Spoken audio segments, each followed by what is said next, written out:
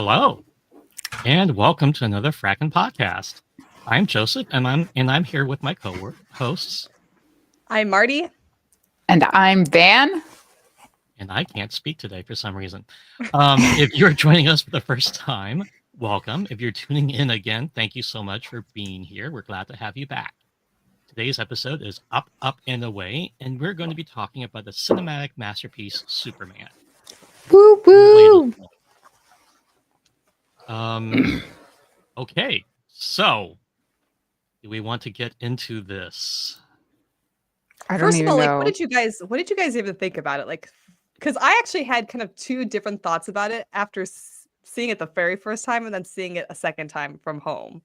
What did you guys think about the movie? Like, first response, initial reaction. I thought it was really good.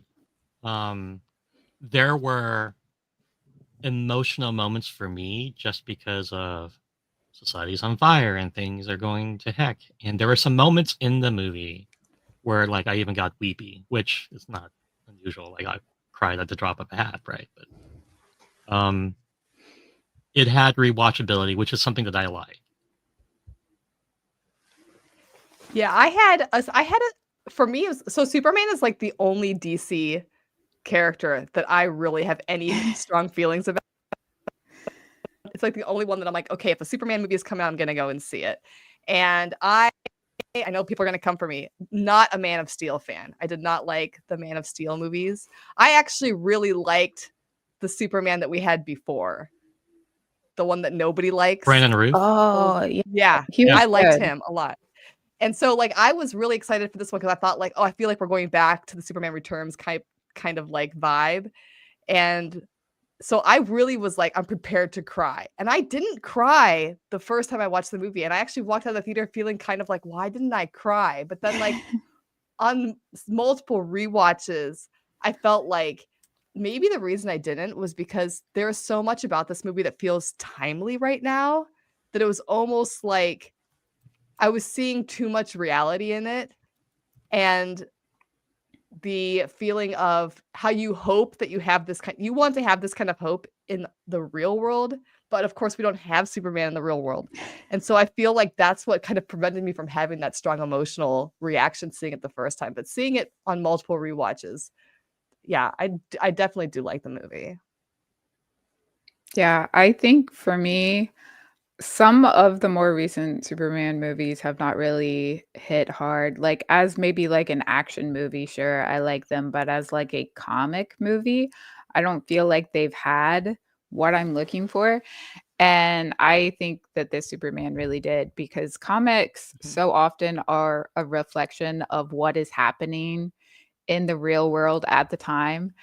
And this one really does, like you said, it has a lot of reality in it. And I love seeing that in a comic movie.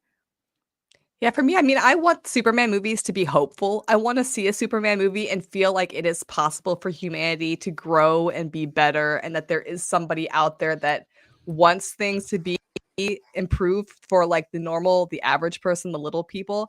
So, for me, the Man of Steel movies and stuff, they didn't really work as well because that's like what I want from a Batman movie. I want a Batman movie to be dark and like gritty I and don't like want gritty Superman. no, I don't either. So No. this for me was like finally we're going back to like, you know, heroism in like a positive kind of hopeful form. Yeah, I agree. I really did not like Man of Steel or Batman versus Superman at all. One, and I've said this before, and I will say this again, and people have hated me for saying it and then respected me afterwards or whatever. I don't think Ben Affleck is a very good superhero person. Like I think he made a horrible Batman. He probably he was okay as Bruce Wayne, but Bruce Wayne is just a fake persona that is empty and hollow, and that's everything Ben Affleck is to me. So I did like the movie because of him. I thought um what's his name? Who was the actor? Who played Superman? Henry Cavill. Henry Cavill. I think he's a fine actor, right? And Mhm. he would have been a great Superman had the script been better. Because you're right, the whole point of Superman is hope. Yeah. And those movies felt just very dark, and it was kind of like rage porn, and I just Yeah, didn't like it. yeah, it just felt really hopeless to me. It just felt like from the very get-go, I thought, I don't know that I think that these heroes are gonna win. I don't know that I think that they should win. It was kind of like a yeah, and I appreciate filmmakers trying to do something different. I like sometimes when we take a, you know, a happy, hopeful character and we put them in a stance that it seems like they're not gonna be able to get out of. But this movie here proves that you can do that because I felt like this movie upheld the hopefulness and the positivity, but we still put Superman in multiple situations throughout this film where it looked like he wasn't going to be the hero. Yeah. And I do think that the Justice Gang in this, for me, they were quite fun in a way that was very like I don't want to say realistic, but I felt like the way that they were responding to things felt like the way that we would see people respond in reality. And Superman was being kind of this like opposing force to it, despite the fact that they're still trying to get the same outcome of helping people. Thought that was interesting. I think that they had some really funny moments, and I'm really glad that they were included in the movie. I definitely really, really loved a lot of the Hawk Girl moments, especially when she's like flying and she's like, I'm not Superman at the very end. I was just like, yeah, exactly. It gave me very Lord of the Rings, I'm no man vibes. You're She's right. like, yes. yeah, no, he's a good guy. He's a good guy. And I'm a good guy, but yeah, I can still just drop you. And I love that. I love that. Yeah. And I think it's good too that that James Gunn was like, I'm not going to reboot Superman. We've seen like his origin story before. I like that we just kind of threw us into this world where these metahumans already exist and the people of the world already accept them. And us as viewers, most of us have been through like the Marvel Cinematic Universe already. So we are also already accustomed to these worlds where this happens. So I'm glad that we're able to not have to revisit what we've already seen in the past. Oof. Yeah. Yes. Yes. Speaking of realism. Oh, this image. Especially now. I feel like when the movie came out, this was strong, but I feel like even now it's a little bit it's too Superman getting arrested and it being done all like all the T's are crossed, all the I's are dotted. Like this is all done legally and above board. I mean, Luther's lying and making things worse for Superman on purpose. But it hit hard when it came out. Mm-hmm. But rewatching it, because I rewatched it yesterday, this and a couple other similar scenes were incredibly hard to watch. It was like, oof. Yeah, I was worried when I was doing Did you have like a little looking glass you were looking into to see the future? Like I was worried on my rewatch because I was like, how are we going to talk about this without like getting like, you know, without bringing real world politics into it. I think we have to at least say that this is a perfect example of what reality is doing and how, you know, it might look like it is the correct thing when it is in fact kind of evil. Yeah. I mean, let's talk about comics in general and sci-fi. We already know, right? Like they mirror what's going on in society. And anybody who reads a comic book, right, for any length, like maybe just one comic book, you wouldn't get that point. But if you read like a comic series or anything beyond like the first 2 or 3, right? And you're not getting politics out of it, you are not using your brain. I'm going to just throw that out there.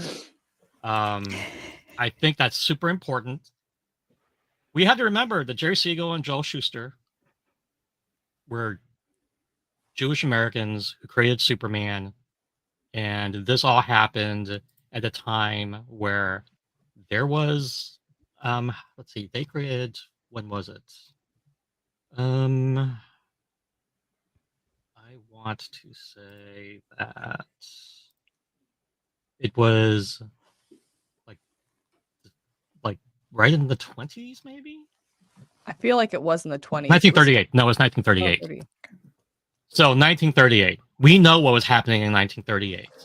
Yeah. And 2 Jewish Americans created a superhero who used his powers to make the world better and stopped evil, but lived a very helpful life, right? Like, there's a whole reason why they created this character above and beyond the fact that, oh, cool, he has super strength and he can fly. And if you're not getting that, I don't know what to do with you, right? Well, So, I think it's the same thing when you see people arguing about like the X-Men. And I'm like, if you don't understand what the X-Men stand for, then you're beyond being able to understand any of this. Because I feel like every single time a superhero film comes out, especially one based on the comics, like they're coming out at a certain time for a reason. There's a reason why society is looking for these kinds of stories, and it's a reflection of what's going on in our world, like you said. Yeah, I mean, if you read the X-Men and you don't see the civil rights movement, MLK, Malcolm X in it, I don't know what you're doing. The creators of the comics have been very, very blunt about the fact that, like, hey, like this is what we were talking about. And that's a whole point of comics and fiction in general, right? Is to address things in society that are uncomfortable to talk about openly. So I'm not going to sit here and dive deep into U.S. politics, but no, but I mean, you're absolutely right, because, and I think like even going beyond comics and science fiction, I feel like all like literary formats or media formats are, you know, are a reflection of what's going on in the world. You know, if you read horror right now, for example, the horror genre is just full of stories of angry women trying to get control of their lives back, and it's a direct reflection of what's going on in the world of rights, women's rights, and I think and of course the same with comic books. And I think that this was such a well-timed year for Superman to come out. And I'm interested in seeing how he continues that into the next Superman film and also into the Supergirl film, because I feel like we can get a lot in that one as well.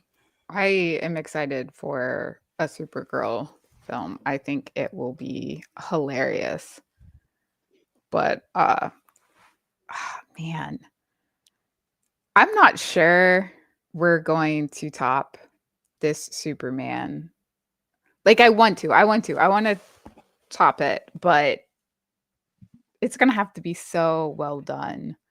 I mean, I'm gonna go ahead. Oh, go ahead. No, after you.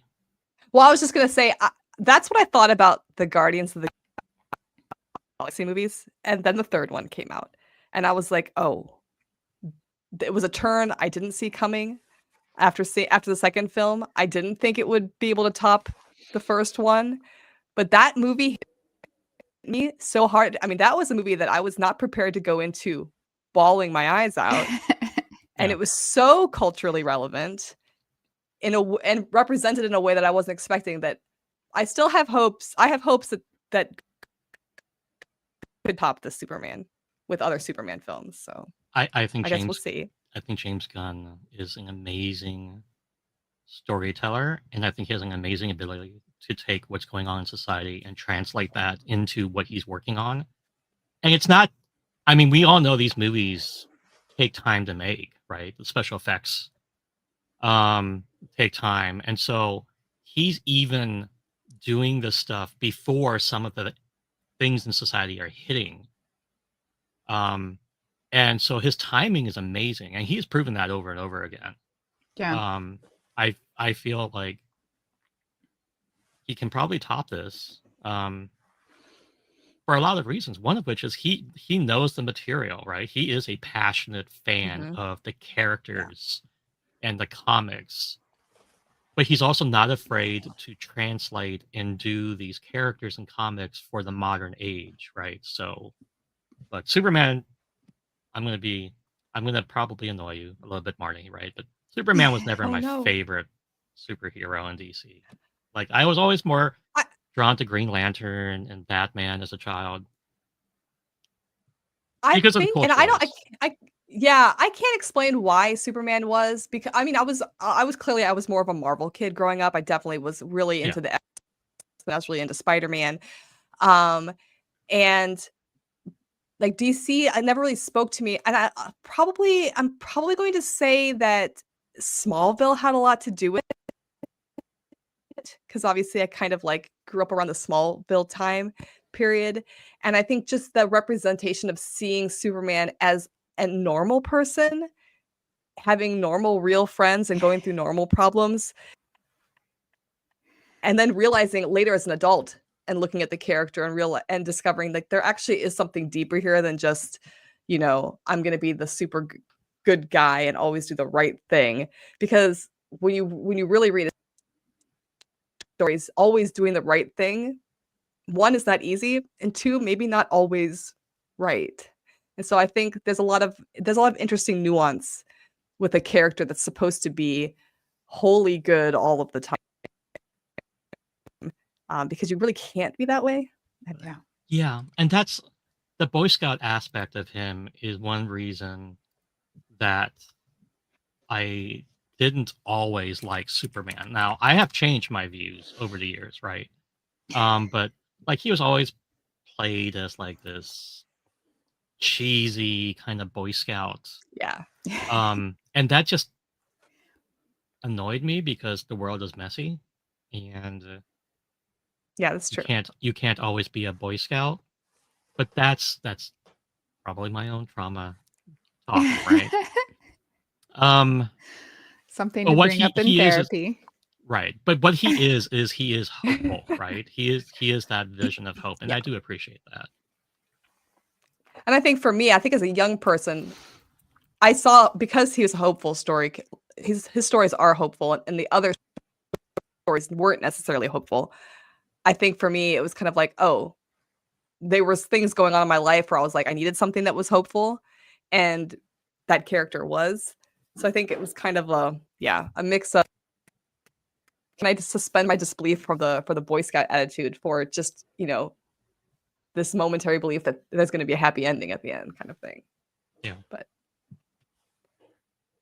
I think what we were saying earlier about um these like James Gunn's franchises and stuff. I think if he continues to do Superman the way he did Guardians, but with a little bit more of a serious tone, I think as long as you stay away from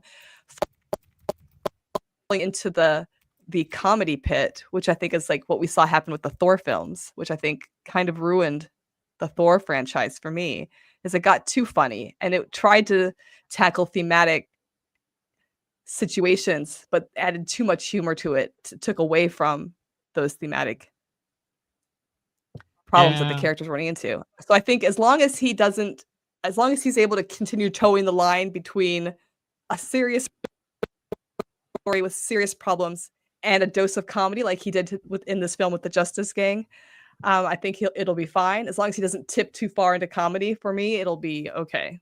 But it's always that danger of falling too much into comedy and getting the laughs in these kinds of films that kind of ruins it. So at least for me, it ruins it. No, I I mean I can appreciate that. I think you can get away with a little bit more comedy in the Guardians franchise. With Superman, I think he's not going to be able to get away with that level of comedy. So I hope he doesn't try. But I I think if he can stay on the same course that he had with this film, I think the next one or any more he does will be really, really good. Can we talk about the casting? The For a casting minute. was perfect. Oh my gosh. The casting was The perfect. casting was amazing. I had to say, when I heard who they had selected for Lex Luthor, I was like, no, that's never gonna work. But then the minute he came on screen, like before he even says anything, that scene where he's like walking out in the suit and he's got the glass walls around them, the people working at the computers, before he even opened his mouth, I was like, oh, he's perfect. He Yeah. is. He's Nicholas absolutely Hoult just- perfect. I was so shocked. I was so shocked. He did such a good job. He was And amazing. of course, Lois. Lois was brilliantly cast. Lois was so How do we good. feel about Lois being aware of Superman's secret identity? Because that's not always the case in movies, but like how do we feel about it in this movie? Because I think it was handled really, really well. I liked how they handled it, and I liked how they jumped us in with it's because of it's already causing problems in their relationship. I thought that was very nice. Yeah. Yeah. I'm over the whole like she's the best reporter in the world, but she doesn't know her boyfriend is her coworker. Right. Right. Like that was cute in the And I liked how phrase. in that one I liked how that one scene where they tried to talk about the glasses and she's just looking at them like, are you guys dumb? Yeah. Yeah. You guys are so Like stupid. the hypno glasses. And she's like, really? Yeah, I like that they finally we see a Lois who has the intelligence that Lois should have Yes. and the instincts that Lois should have. Yes. think she's I love you know, it. And I like the nod to the purple. I like the purple nod. The purple nod is amazing. That was fun. I think other people have played Lois fine, right? Yes. And I just like the fact that that the way Lois is portrayed here is kind of a combination of all the best aspects of previous Loises, like just kind of this badass, like not afraid, like super intelligent, like just the entire package, right?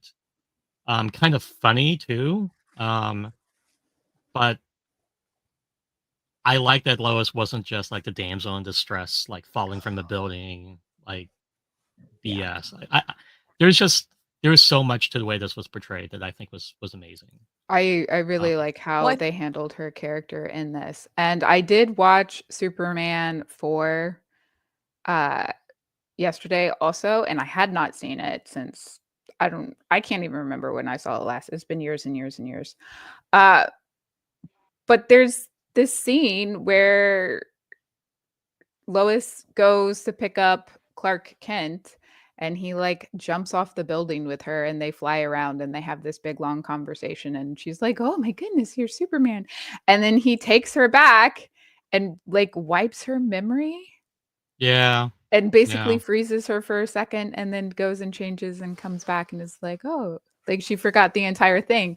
And it made me so mad. I'd forgotten about that. It made me so mad because of course this amazing reporter would figure out that Clark Kent was Superman, but not if he keeps like messing with her head. And I'm just like, oh, and he even says, you know, he feels so much better because he was like down in the dumps when she showed up. And then he was like really excited and ready to go. He's like, "Oh, you made me feel so much better." Because he had somebody to talk to, but he actually did not have somebody to talk to because he's just like, oh, it made me so mad. Yeah, I was so mad. And that's I think that's one of the great things about the portrayal of Lois in this Superman film is that she's an equal to not only Clark Kent, but she is an equal to Superman. Like she doesn't have the powers that he has. She doesn't have the ability to fly and all of that, but she's a better reporter than him. So like at her career level, she's already higher than Clark Kent, but they balance each other out in other ways. And I feel like she's equal, if not more intelligent than him. And I liked that we got to see them interacting on their personal level. And then later in the movie, we get to see Ma and Pa Kent because I felt so like cute. there was kind of like there's obviously stark differences between the two of them as couples, but I feel like once you see Ma and Pa Kent, you understand why Superman would be so interested in somebody like Lois. Ma and Pa Yes. are also equals to each other. They are both doing the hard work at home, like, and sharing the responsibilities. And I feel like Lois and Clark can also do that as well Mhm. once they've overcome, like, how do we make this relationship work? Because they were both holding this big secret from everybody else, right?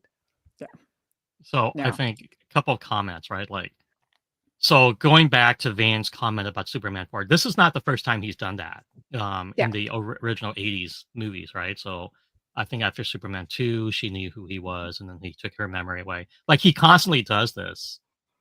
And even in Superman 4, she said, "Oh, I remember everything now." Like, and then he just wipes it again. Like, it is, I think, a disservice. And he plays it off Yeah. as like, I can't hold any one human above the other because like I'm just like powerful being. It's like that to me was the biggest flaw of the 80s Superman was that it took away his humanity, right? Yeah. Like the whole Yes. point of Superman is he is an alien, an outsider who comes to Earth, but is more human than a lot of humans in his viewpoint. So to hold himself above really was like that. Mm. That to me was troublesome. And I think this is, I don't know, right? I haven't read all of James Gunn's interviews, obviously, but I think that kind of leads into why James Gunn portrayed Superman's parents, Jor-El, the way he did. Because it's like, hey, that's fucked up. Yeah. That I is was gonna not who ask you guys Superman what you is. thought about that, because I remember when I saw it in the theaters for the first time and that happened, I mean, I don't wanna say jump scare, but, like, Yeah, I but it was really was. shocked. But at the end of the film, I thought to myself, "But you know what? That makes sense, like, in a way, and it gives Clark more humanity because then despite where he came from, I don't know, I don't want to like make it a nature versus nurture like discussion, but like despite where he came from, despite who his parents were, like he has chosen to be this person. And I think I it kind mean, of goes, even without the message from his parents, he chose not to use his powers against people. He chose it for good. Yeah. yeah. I think it adds to his whole personality. I know a lot of people online were really pissed off.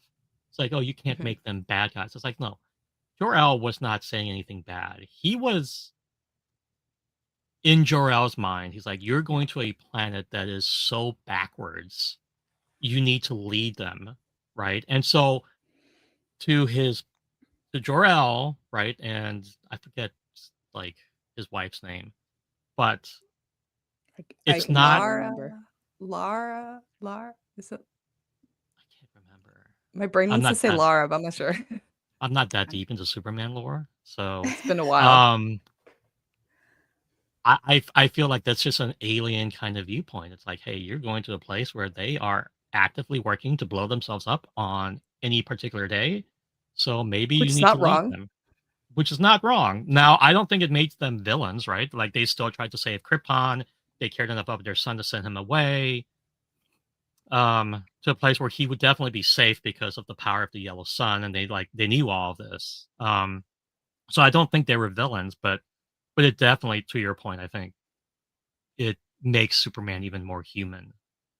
Um, Well, and I think too, I think it's an interesting setup for the Supergirl film because now that we know this about Superman's parents, we can maybe get a little glimpse into what little we have seen of Supergirl so far. And I know they're going to try and follow like the Woman of Tomorrow storyline, it sounds like. But I mean, if we know that this is kind of a belief on Krypton, that the people of Earth are, so behind and less advanced, and it doesn't, it makes maybe her behavior at the end of the Superman movie a little bit more believable or explainable, why she's not sticking around and doing the good thing, why she's going off and partying a little bit more. yeah, I guess she's depressed. Like she's like, Yeah. I'm stuck on this backwards planet with a bunch of people Mhm. who suck, Yeah. essentially. Like, Can we talk about how terrible of a pet parent she is? She's so bad.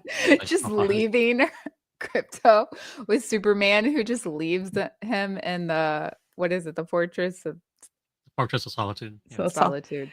It Kept reminded trying to me. I say saw justice in my head. Yeah, I saw a Not- TikTok the other day of like some guy whose roommate had left him with his cat, and like his roommate had just gone off on like a 3-day drinking binge or something, and this guy's like made a TikTok being like, "Look, I'm feeding your cat. Your cat is still here. You can't just leave."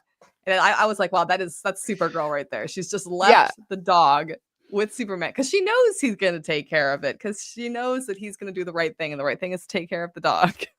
And the robots being like, yeah, we're taking care of him, but he knows we're not like flesh and he's not listening to us. I did love the addition of Crypto in the film. When I was watching it the first time, really it my scared favorite me because I character. was like, nothing better happened to this dog. Right.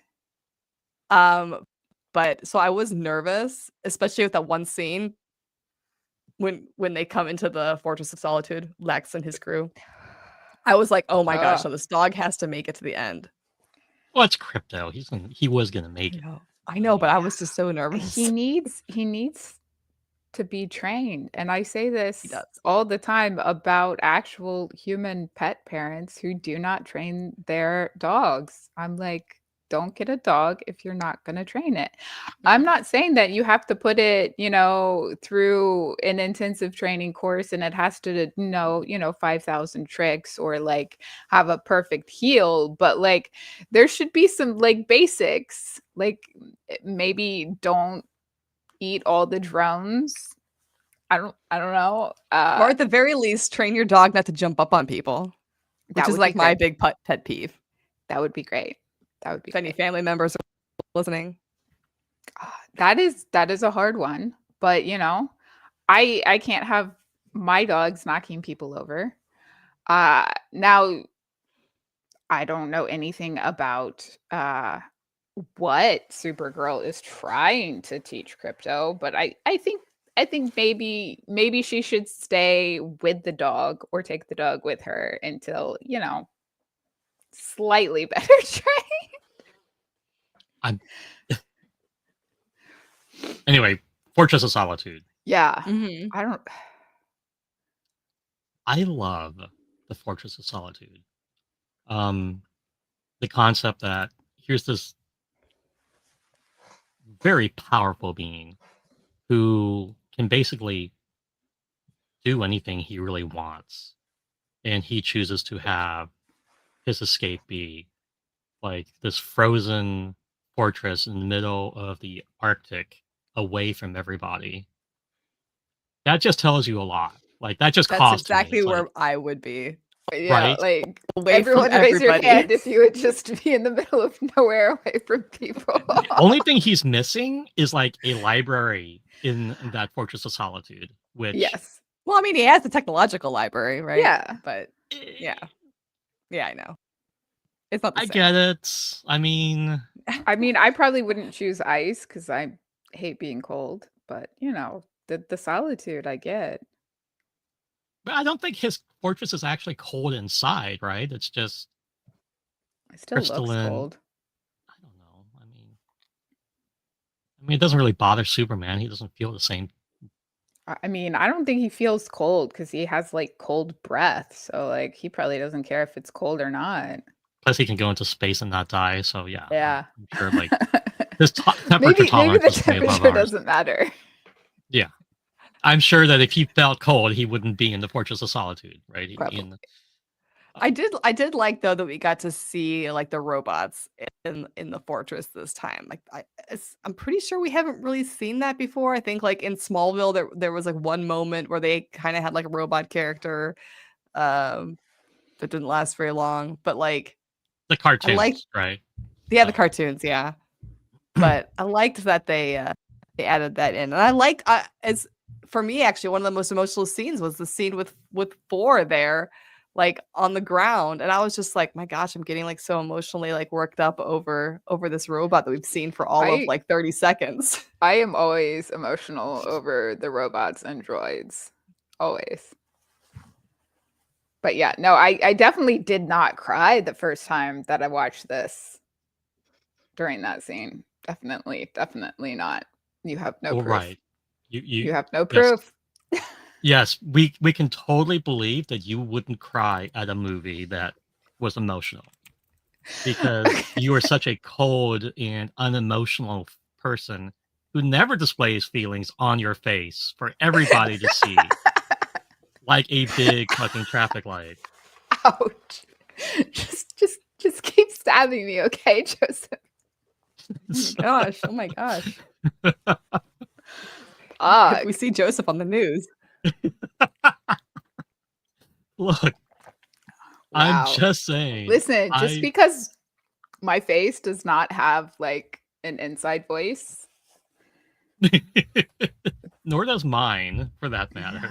I don't think any of us could ever be accused of having an inside voice face. I mean, like, I've got water in my right ear right now, so if I'm screaming, it's because I can't hear myself think. That would drive me crazy, No, but I by think the way. Ryan's comment, I think, is correct. He says here that he thinks that the Fortress of Solitude is made out of crystals and not ice. I agree. I think because if I remember correctly, like originally, like Superman has like the crystal in his like spaceship, and that's the one that like uses to like makes everything else. Yeah. Okay, but like crystals aren't immediately warm. Like if you take a crystal, and I go guess set it the in crystal the middle is of Antarctica. the snow, it's gonna be a cold crystal. I'm just saying. I feel like the fortress is cold, and I don't want to hang out. Maybe he has floor heating. Maybe he has floor heating crystals. Okay. A little off topic, but it could happen. I would like to answer some questions about this, the temperature regulation in the fortress that shrinks down in it can't be too bad, right? Because every time Lois gets brought there, like in every series ever, she's wearing like the bare minimum. Yeah, like some like silky, flowy thing that. But she's like doing Superman. That while she's flying through the air and is perfectly fine, and her hair is not a horrific mess when she gets there. So I think that maybe we're suspending our disbelief quite a bit. Look, I don't need these facts, okay? And I don't need you to be attacked with facts right now. Yeah. Can we talk about the fact that Alan Tudyk is in like every single fucking amazing movie ever? Yes. And most of the time, so many things. And most of the time, you don't even know it's him. This is so true. So, one of my favorite things when people start talking about him is to say that he is the chicken Hey Hey in Moana. And so you don't hear him say a single word. All of those little chicken sounds are him. And I'm like, this man went to Juilliard. This man is just that's why he's so good at making chicken sounds. Phenomenal in everything he has ever done his entire life. And they bring him in the chicken sound class. Animated movie and make him play a chicken. And here's the thing about Alan Tudyk is he willingly takes these roles, right? Yeah. He's like, fuck yeah, I'll play the chicken. Like, yeah. I'm sorry, Mrs. T. My language has been poor this entire time.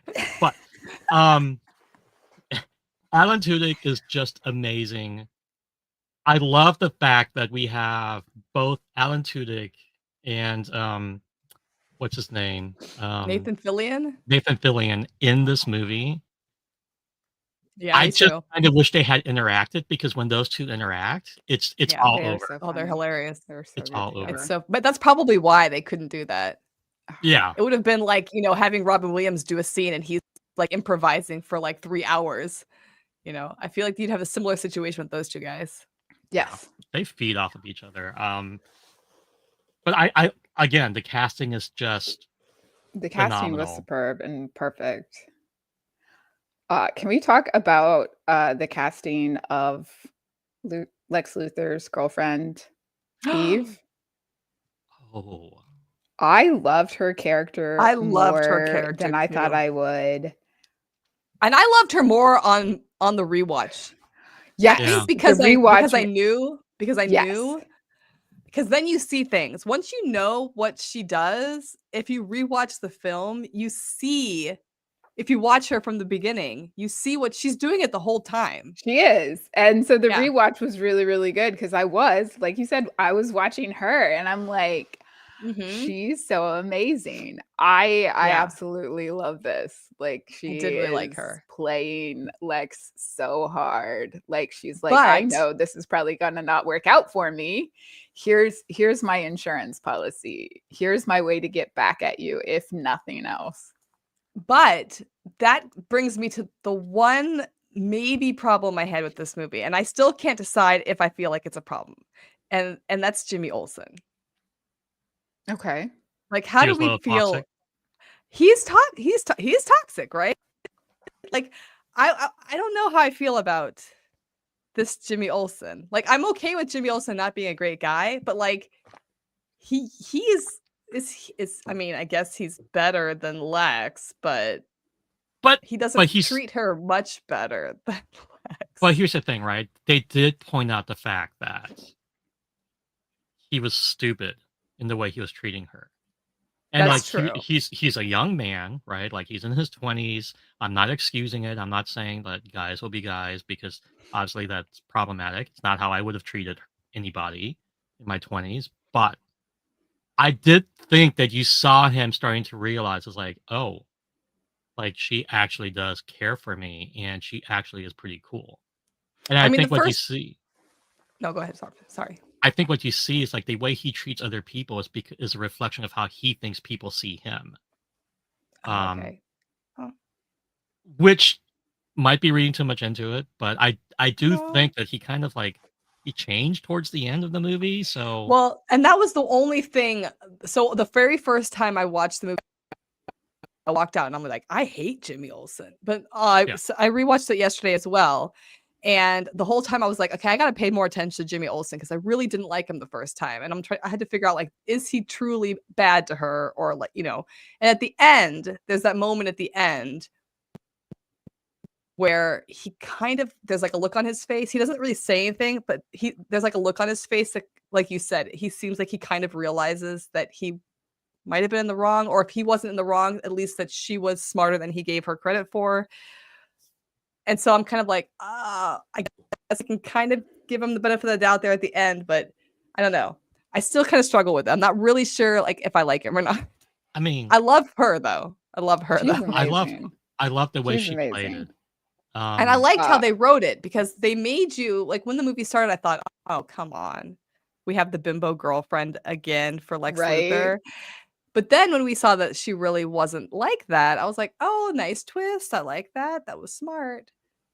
But yeah, but Jimmy, I don't know. he definitely was He not can my favorite character. he in can the movie. still win me over. He can still win me over in the future, but I'm watching him. I'm watching you, Jimmy Olsen. I think Yeah. I think it's fair to keep an eye on him. I think part of him was just completely oblivious to the situation and how serious she was. Like I think part of him was just like not understanding at all. But yeah, he was kind of like awful. And I'm like, come on, dude. But I think it was really, really nice to see him called out on it. Like, hey, not cool, dude. I do like it in movies where you have a character that is being awful, and then another character is like, yeah, you're being awful. I think that's important, even if that makes me hate the character just a little bit. I think it's important to be Yeah. like, hey, look, you can call out your friends and then stay friends with them. Yeah.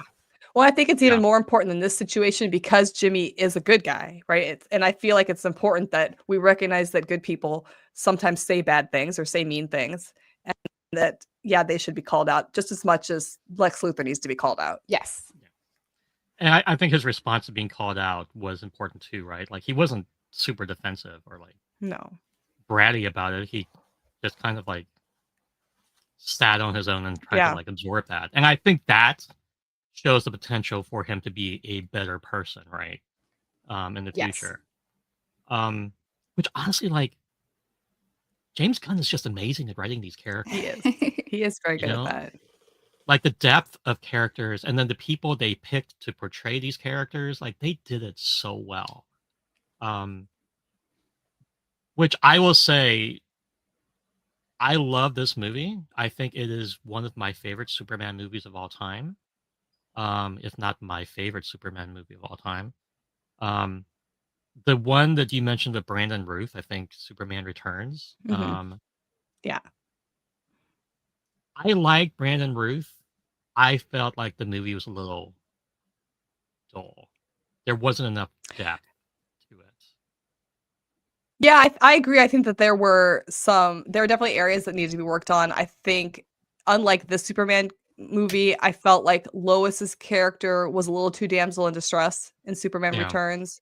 I think that they gave away the quote unquote big surprise with the boy a little Of too course. early. I thought it was way too obvious from the beginning. Although for me personally, in almost every superhero movie I've seen, it's hard to top that airplane scene. That opening airplane where Superman is like saving the flight, for me, is one of the greatest cinematic like superhero shots scenes ever. I loved it. And as much as I hate to admit it, I think Kevin Spacey is a real creepy Lex Luthor. I agree. I mean, and I He feel like handles Lex Luthor creepy well. has to be creepy, and he was creepy on top of creepy for me. And so that's because that's Yeah. Kevin Spacey, and he's just creepy. yeah. I agree that Lex Luthor has to be creepy, but I also say that he has to be hot, which I think was achieved in this Superman better than like any Yeah, other that was Superman ever, interesting. because he was hot.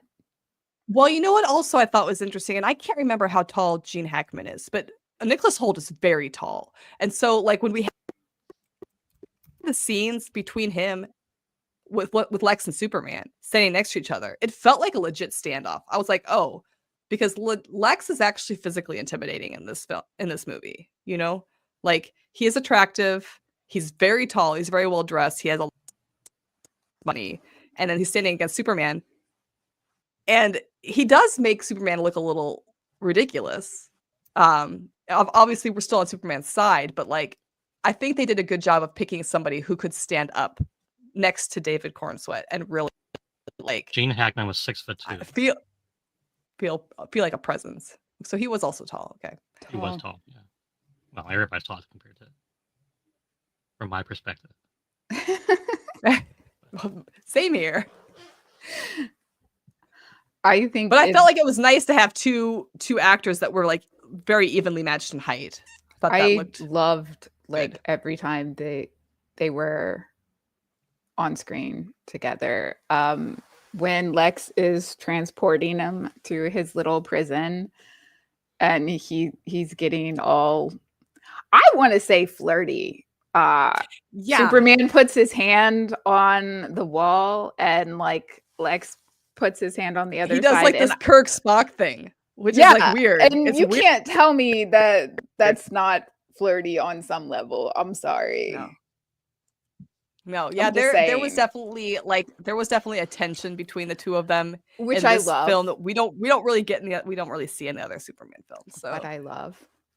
But I think it's good because we know. I feel like we know. If you know, you know. We all know. We know you, man. We know. Well, I mean, the Superman comics are crazy. I mean, doesn't Lex Luthor like in one of the comics like make a son between him and in the comics there is a son. I mean, but you have to also argue that the Hammer of Baravia is also their son, because it's made from Superman's DNA, but Lex made him, which makes him baby daddy. Which circles back to Superman 4, where Lex Luthor uses Superman DNA to make a bad guy. Like, with his voice. So there's definitely Luthor DNA. Yeah, so it's Lex Luthor just wants to have a kid with Superman, and I want to support him. Okay? Van. What? We support Lex's wrong. Can we have a discussion about how you can't you need to stop supporting the villains in these movies. Okay.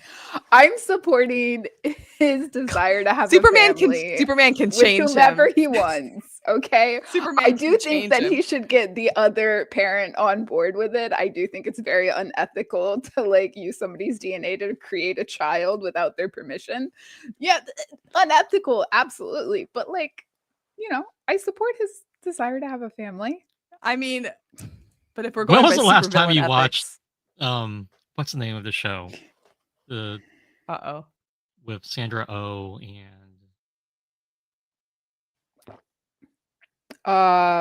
My murder lesbian show, yes, Killing Eve. Killing Eve. That's right. Uh, Not everything can be Killing Eve, by the way. I'm not saying Wait, that does this this has happen? to Does be this happen in Killing Killing Eve. Eve? Huh? I need to watch Killing Eve. Oh, you haven't seen Killing Eve? No. It's Oh, you need to amazing. watch Okay, it. I call You it my really- lesbian murder show, and it's accurate. And then Hannibal So is it's my like gay Hannibal? murder show. Because Yeah, Hannibal is like my thing.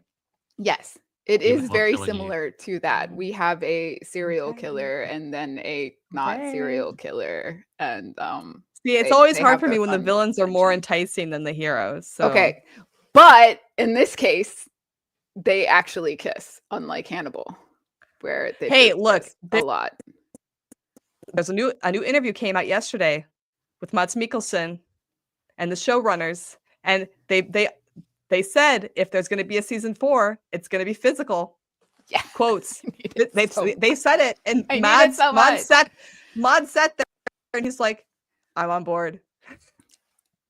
We're all Oh. on board with this. We're Okay, all on we're all board. on board. No, Yeah. I understand. I understand, Joseph, that not everything is Killing Eve. I'm just saying, I like the unrequited love story of Lex Luthor and Superman. I'm kind of on board for that too. Look, There they okay, are. like Look at it. you can't tell me that every single time you see them on screen together that there isn't a tension.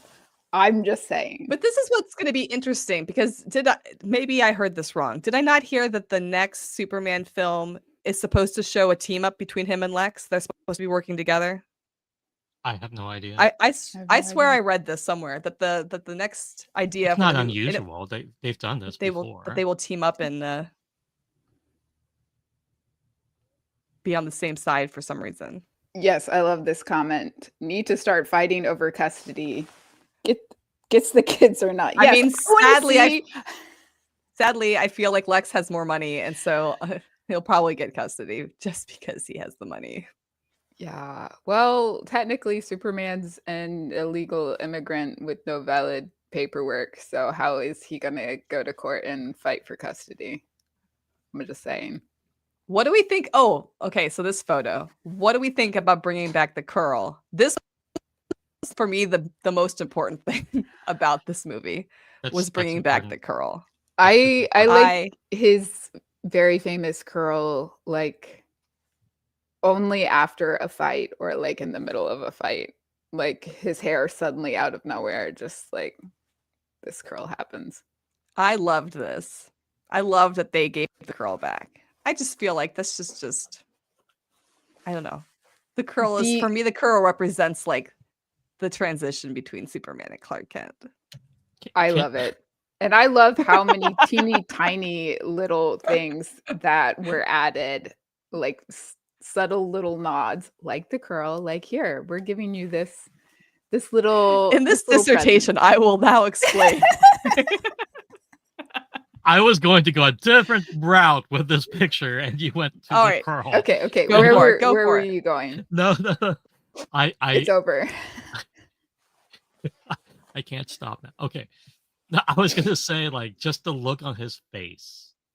Like, here is a man who spent his entire life trying to do good for all these people, and they turn on him in an instant, right? I think it's Mhm. just this was a very powerful Yeah. image to me.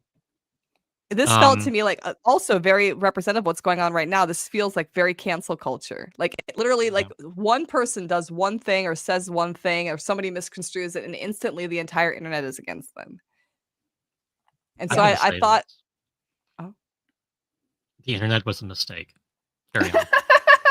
Yeah. Well, I mean, but you know what? This scene is perfect because we see this happen like in like instant. It seems instantaneous, and then we see Lex Luthor's like chat monkeys like rage baiting everybody, and we can see how that is exactly how it happens. It happens almost instantaneously now, where somebody, you know, missteps or says something wrong, and then suddenly, the whole world is like aware of it and holding them quote unquote holding them accountable, but like do they need to be held accountable, like because people aren't doing their research on things. I feel like that's what this I scene was for did me. really adore the monkeys hooked up to the computers just trolling all over the It internet. just That made me so happy because it's not inaccurate. We literally no. have troll farms. Like it's a thing. They're out there being little monkeys with keyboards. Not to talk about politics, but to talk about politics, I think it's Yeah. amazing that over the last couple of weeks we have Twitter pushed an update that showed the IP addresses of some of the big content creators on Yeah. Twitter, and it turns out all of these Red Hat influencers Mhm. are shocked, not from the United States, but Right. Russia and other They're from places. this pocket dimension that Lex Luthor created. And I'm not saying that Elon Musk is a supervillain, but I'm not saying it. You know, if he's I going to mean, be a supervillain, one, he needs to step up his wardrobe. Two, I think he just needs to play Mega Man on a loop until he figures out how to do villainy properly. Yeah, that's about it. It's all about presentation. I'm not going to even go anywhere with yeah, that. and there was a few things I was like, do I say anything? And I'm like, maybe I say nothing. I'm I just am saying he needs to step up his game or get out of the game. Do it right or don't do it at all. Okay, so look at the pretty kind of on puppy. but wait, but kind of on that note, I think that's where this film gets so many things right. Because honestly, Lex Luthor and all the other billionaires out there listening, what are you doing?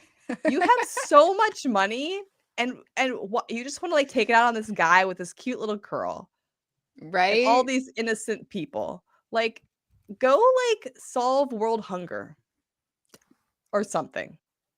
Save the whales. Yes. The only billionaire Joseph. that I don't think is a supervillain is Mackenzie Scott, because she's actively trying to give away her billions.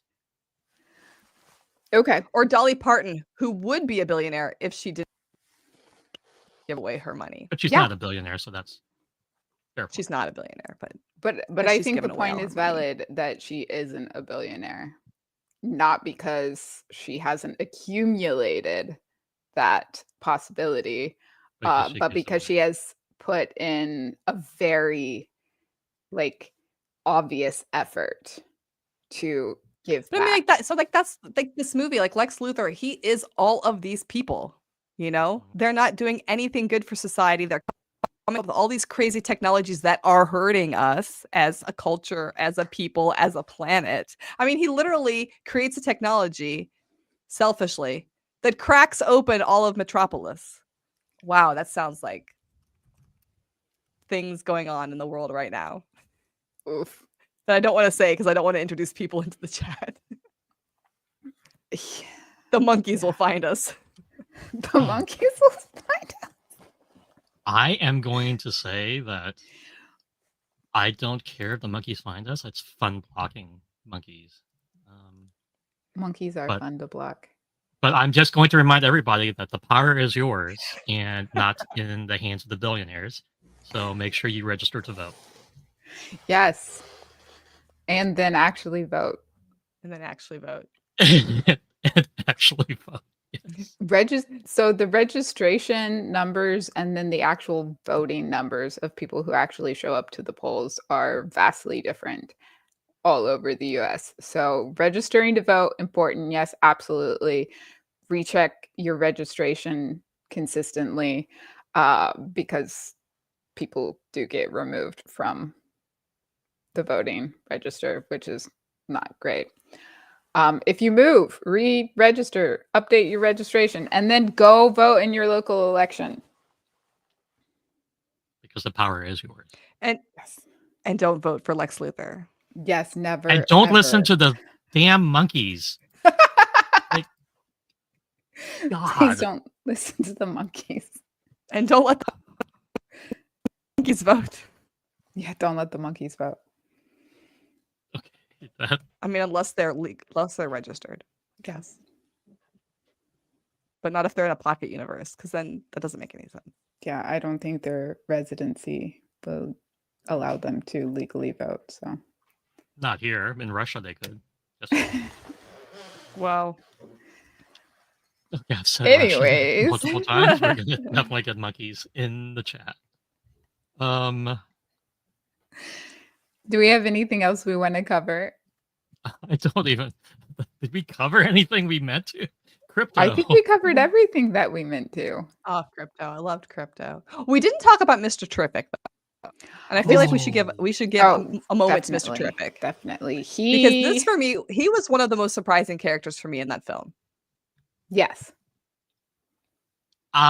So how much of a fan are you of like his like comics? I actually don't know too much about his comics. Okay, everything I know about Mr. Terrific, full disclosure, comes from like the Timverse cartoons, like Batman animated series, Justice League, Oh, right, Justice yeah. League Unlimited. But having looked him up a little bit more, because he's had versions of himself in like the Arrowverse, and some other media. Mr. Terrific is an Olympic level athlete who is also the smartest guy in the room at all times. So just like this brilliant scientist and athlete that like he has this amazing tech that lets him keep up with people like Superman. But if you think that means that he can't fight, you would be terribly mistaken. Which he kind of, I think, has proven in this movie. Like, he's just an amazing character in general, and I love the. I mean, way I think he had the portrayed in best this. fight scene in the whole movie. Yeah, I think so. I mean, he's That bubble fight scene was so fun. Like, it was fun and creative. It was And then the way fun. they shot it was really fun and almost interactive in a way. But yeah, his character, I liked his character a lot. And I liked this character was so like straight faced and serious. Yes. I really, really loved his character. I hope we see more of him in the future. I think he was super fun. I always love seeing the smartest person in the room just act super smart. Makes me happy. It definitely satisfied the part of me that needs to see like just this like super logical, brilliant person who also kicks ass. Like, I just love that. So, and there have been two versions, but the version that we're most familiar with is Michael Holt, who has 5 black belts, 1 in Olympic decathlon, and holds many degrees and doctorates in a wide spectrum of fields. So again, like, just this amazing character, and I think we got to fully see him portrayed properly in this movie, which I think the Justice League cartoons also portrayed him pretty well, but not into even as much depth as we saw in this movie, which I really liked. He got a lot of screen time in this movie. He did. He did. And I think that's what made this movie so good, is like, yeah, it was a Superman movie, definitely. And we definitely saw like this amazing version of Superman, but we also got to see some Justice Society people who were badass. And I really appreciated that. Now, I will say Guy Gardner also was portrayed perfectly. I mean, I love how you just don't like him, but you do. You don't and you do at the same time. Which is the whole point of Guy Gardner. Yeah. Yes. He's a jerk, but Yeah, I don't know, but Nathan Fillion is so good at that type of character. That character that's just kind of a jerk, but also kind of likable, Yeah. but kind of bad, but kind of redeemable. He's really good at that. Like it's a niche. That's a niche. That's hard to He's do. very good at it, though. You're right about that. He's very good, and I loved to hate his character a little bit. And there was good balance between the three of them. I thought there was a lot of fun there. Yeah. I mean, I think Hot Girl was portrayed really well as well. You know, like I don't think she got as much screen time. I liked her. I wanted her to get more screen time, to be honest. Me too. I could have done with a little bit more of her. Definitely so. I feel like one of the things that I missed out on with her is I wanted to see more of like her outfit and her wings, and like we see a few scenes, but they're very. I mean, she's flying fast, right? So we didn't really get to see a nice, good, like kind of close up of her outfit and her look. Yeah, I hope we see more of her in the future. I think we will. I do have to say that I appreciated like the one scene that I really loved about this movie is like Lois and Clark are sitting there having this like deep, tender moment, and in the background, there's just this like the imp and giant like flying around monster, right? And everybody's like fighting it, and he's like, "Oh yeah, they have it handled." And I love it. I love the version of Superman where he doesn't have to fight every villain that pops up, and he can trust that. Oh yeah, those guys got it. Like I do appreciate. Well, that. and I think that scene was also important to show what he's willing to do for their relationship. I mean, he's not going to run out the door and stop a monster just because he thinks he needs to be involved. Like he's weighed that these other heroes can handle the problem. The problem he needs to deal with is his relationship with Lois. And I liked that he didn't necessarily put her second. Yeah. Yeah. It's called work-life balance, everybody. Yeah. Yeah, what's that? Something we can all learn from Clark Kent. Apparently. Okay. Yeah. I think that about wraps us up, though. It feels so weird to have like not a 2-hour episode. I know. We should do it more often. We need to lower our scope of things we want to cover in one episode a little bit. But I thought this was a good one that we just kind of like held it into the one film. So maybe we can do that again. The next one. I know we were talking about some Jurassic things. Yeah. Oh, yeah, no, we do need to do that. Yeah. Okay. Oh, am I the one going out here? Yeah. Oh, well. So that is it for our episode today, Up, Up, and Away. Thank you so much for joining us.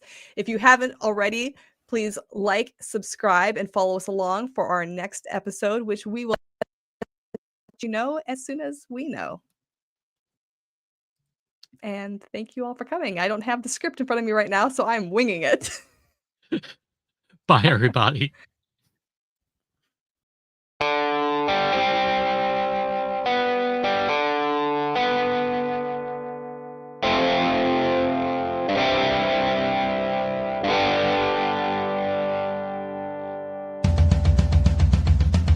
Going out to explore.